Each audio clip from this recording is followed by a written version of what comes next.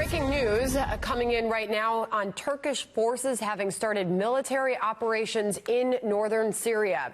We are now hearing that U.S.-backed Kurdish forces are saying that Turkish warplanes are carrying out airstrikes on civilian areas there. Welcome to a brand new hour of America's Newsroom. I'm Sandra Smith. I'm Bill Hemmer. Good morning, Sandra. Good morning. Pentagon officials telling Fox News the U.S. will not be flying air support for the Kurds. This follows President Trump's decision late Sunday to withdraw troops, U.S. troops, from Syria, amid accusations that Washington's not moving fast enough to set up the safe zones there. Trey Yingst is live in our Mideast Bureau with the latest on what is happening there this morning. Trey. Sandra, good morning. The Turkish military operation into northern Syria is underway. Here is what we know so far. We're getting reports from the ground indicating that Turkish F-16s are targeting Syrian towns along the border. According to reports, there are ammunition depots being hit, as well as open fields where Kurdish fighters would normally use these locations to launch attacks should this invasion begin. And it does appear, at least from the air, it has started. We did see images this week of Turkish military tanks and also artillery units along the Syrian border.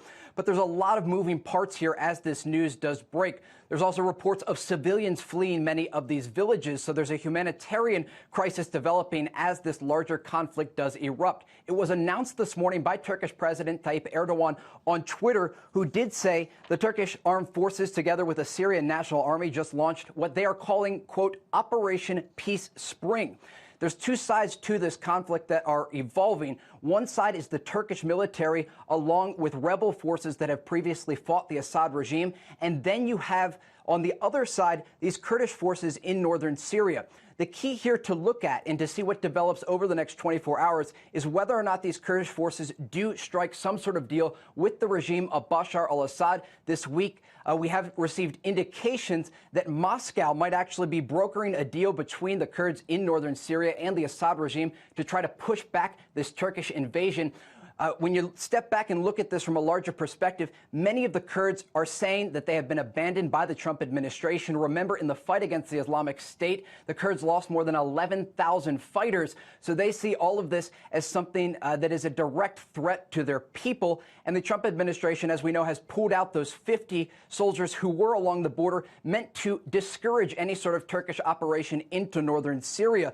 Another concern here is the resurgence of the Islamic State. Currently, Kurdish forces are guarding more than 10,000 ISIS fighters that were captured in the region following the fall of the Islamic State. So there is a concern here because Kurdish commanders have said this is going to be a second priority if this invasion is launched. So guarding these ISIS fighters, there's a lot of moving parts, and the Trump administration has indicated that this fight is over for the Americans when it comes to securing this part of the Middle East. So what we could see here moving forward, the resurgence of the Islamic State and other terrorist factions in the region. Additionally, high civilian casualties if this does get underway and target civilian areas from the perspective of the Turkish military. And then additionally, you're going to see clashes today if those Turkish ground forces do enter northern Syria.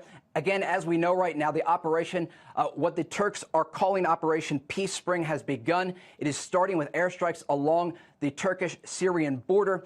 And if reports are correct, a number of reports this week indicating that Turkey does plan to then launch a ground operation. You would see artillery units, Turkish tanks, and military personnel entering northern Syria to set up what the Turks are calling the civilian safe zone. But right now, this region is anything but safe for civilians. And remember, the families of many of those Kurdish fighters who fought on behalf of the United States and the West are at risk right now. These are the people who are going to be caught in the crossfire as this operation does continue to develop. Sandra? A developing situation.